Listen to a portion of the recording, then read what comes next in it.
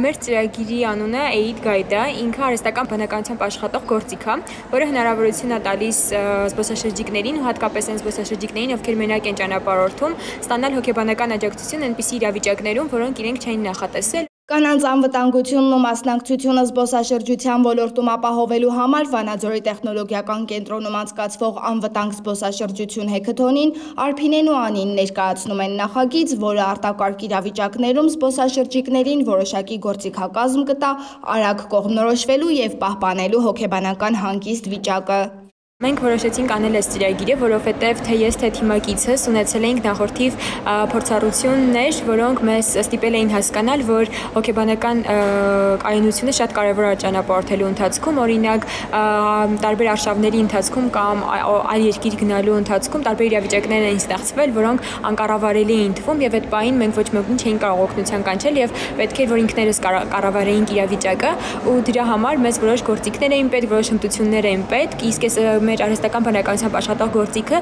մեր նման մարդկանց արդեն կտա այդ հնարավորությունը իրենց գրպաններում հեռախոսների մեջ ունենալու այդ ամբողջական գործիքակազմը։ Ամենակարևոր բաղադրիչը այն է, որ այս հեքաթոնում շատ պայծառ դեմքեր կան, նորաստեղծ թիմեր կան, ովքեր փորձում են արդեն իսկ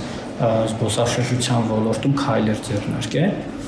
Այս հեքաթոնը ամբողջությամբ գաղափար ներկայացնելու հեքաթոն է, գաղափարից հետո միանշանակ իրագործելիության տեսանկյունից որոշակի ցուցանիշներ կլինեն, որը կարող են ապագայում նաև իրենց գաղափարը իրագործել։ Ձեռնարկությունների ինկուբատոր հիմնադրամի SafeU եւ Իմինի հիմնադրամի կողմից կազմակերպված հեքաթոնին տարբեր մարզերից 13 թիմեր ներկայացնում են նախագծեր, որոնք առաջարկում են լուծումներ ճանապարհորդողներին եւ ոլորտում աշխատող կանանց վտանգներից ու խաբեություններից պաշտպանելու համար։ Մենք սրանով մտնում ենք թվային անվտանգության տիրույթ, որը շատ կարևոր է, որ մեր առաջնահերթ նպատակը իհարկե բռնությունների դեմ պայքարն է, կանանց նկատմամբ բռնության դեմ պայքարը եւ տեսնում ենք, որ այդ նույն բռնությունը փոխակերպվելով նաեւ ցավոք սրտի մեծ տարածում ունի